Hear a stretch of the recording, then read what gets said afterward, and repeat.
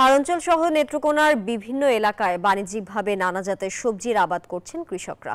আবহাওয়া অনুকূলে থাকায় ফলনও বেশ ভালো। নেত্রকোনা থেকে সরাসরি যুক্ত হচ্ছেন সহকর্মী সোহান আহমেদ কাকন। নেত্রকোনায় কি পরিমাণ জমিতে এবার সবজি আবাদ হয়েছে, সেই সাথে জানাবেন কি কি ধরনের সবজির আবাদ হচ্ছে। ধন্যবাদ তানিয়া। আমি আপনাকে শুরুতেই জানাতে চাই যে নেত্রকোনার হাওর অঞ্চল সহ পুরো জেলাতে কিন্তু আসলে এবছর ৭,৫০০ হেক্টর জমিতে কিন্তু আসলে বিভিন্ন ধরনের সবজির আবাদ করেছেন কৃষকরা। আমি এই মুহূর্তে যে জায়গাটিতে আছি এটি নেত্রকোনা পৌর শহরেরই একটি এলাকা। এই এলাকাতে আসলে দেখেছি আমরা যে বিভিন্ন ধরনের সবজির আবাদ করেছেন কৃষকরা। আমি একটু দেখাতে চাই এখানে আসলে যে জায়গাটি, এটি নেত্রকোনা সাতপাই এলাকা। এই সাতপাই এলাকায় একজন যুব উদ্যোক্তা, তিনি আসলে এখানে গত ১ বছর ধরে বিভিন্ন ধরনের সবজির আবাদ শুরু করেছেন এবং মোটামুটি ভালো ফলনও হয়েছে। কারণ এবার যেহেতু আবহাওয়া অনুকূলে রয়েছে, সেজন্য আসলে বিভিন্ন ধরনের সবজির কিন্তু ফলনও বেশ ভালো হয়েছে। আমি একটু দেখাতে চাই যে এখানে আসলে বেগুন, টমেটো এবং মরিচ যেগুলো রয়েছে সেগুলো আসলে দেখানোর চেষ্টা করছি। এখানে কৃষকরা যেটি বলছেন, আসলে যিনি আসলে এখানকার উদ্যোক্তা মাসুম, তিনি আসলে আমাকে জানিয়েছিলেন যে আসলে এবার ফলন বেশ তার জমিতে ভালো ফলন হয়েছে। তবে ফলন ভালো হলেও যে দাম থাকার কথা সেই দামটি তারা আসলে পাচ্ছে না। এই কথাগুলো কিন্তু আসলে আমাকে বলছিলেন। আমি এই মুহূর্তে তার সাথে কিছু কথা বলতে চাই। তিনি আসলে আমাকে জানাবেন যে আসলে এখানকার কি পরিস্থিতি এবং কেমন ফলন হয়েছে এবার।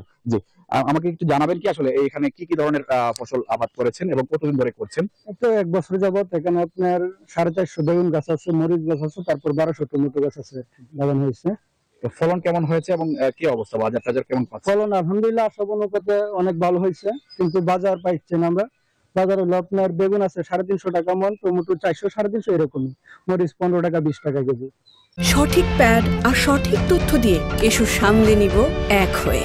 Mona Lisa sanitary napkin. আচ্ছা, এই দামটা কি আসলে ঠিক আছে বা না? এটা কৃষকের জন্য মিনিমাম ২০-২৫ টাকা টমেটো বেগুন থাকলে আমরা হয়তো বা মোটামুটি একটা লাভ করতে পারতাম। এখন আমাদের খরচটা তোলাই কষ্টকর হয়ে যাবে। কতটুকু জায়গায় করেছেন, কি পরিমাণ জমিতে চারা আছে? টমেটোর চারা কেমন আছে আপনার এখানে? এখানে ১২০০ টমেটো গাছ লাগানো হয়েছে এবং বেগুন বেগুন হইলো আপনার ৪৫০ গাছ লাগানো হয়েছে আর কি। আর মরিচ আছে আপনার ৪-৫০০। কতদিন ধরে করছেন আপনি? গত ১ বছর যাবত শুরু করছে আর কি, গত মার্চে শুরু করা হয়েছে। ফলন কেমন আশানুরূপ?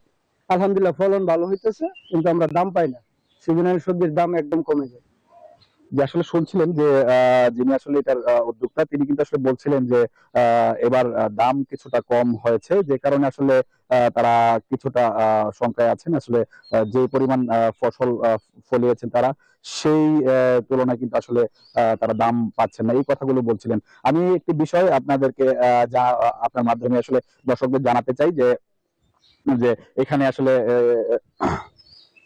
যে ফসলগুলো হয়েছে, এবং কিন্তু আসলে নেত্রকোনার হাওর অঞ্চলেও কিন্তু ব্যাপক পরিমাণে মিষ্টি কুমড়া এবং জালি কুমড়া সহ বিভিন্ন ধরনের সবজির আবাদ কিন্তু হয়েছে। আমরা বেশ কয়েকদিন হাওর অঞ্চলের এলাকাগুলো যে কৃষকরা ফলিয়েছেন ফসলগুলো, সেগুলো দেখেছি। তারা কিন্তু আসলে বলছিলেন যে এবার বৃষ্টিপাত কম হওয়ার কারণে মিষ্টির কুমড়ার যে ফলন হওয়ার কথা, সেই আশানুরূপ ফলন কিন্তু হাওর অঞ্চলে এবার হয়নি। এই কথাগুলো কিন্তু আমরা গত সপ্তাহেও বেশ কয়েকটি এলাকাতে গিয়েছি হাওরের, সবগুলোতে কিন্তু আসলে এই কথাগুলো বলছিলেন। গত কয়েক বছর ধরে কিন্তু অনাবাদী জমিগুলো যেগুলো রয়েছে, সেগুলোতে কিন্তু আসলে এই ধরনের কৃষির আবাদ করছিলেন, মিষ্টি কুমড়া সহ বিভিন্ন ধরনের সবজি।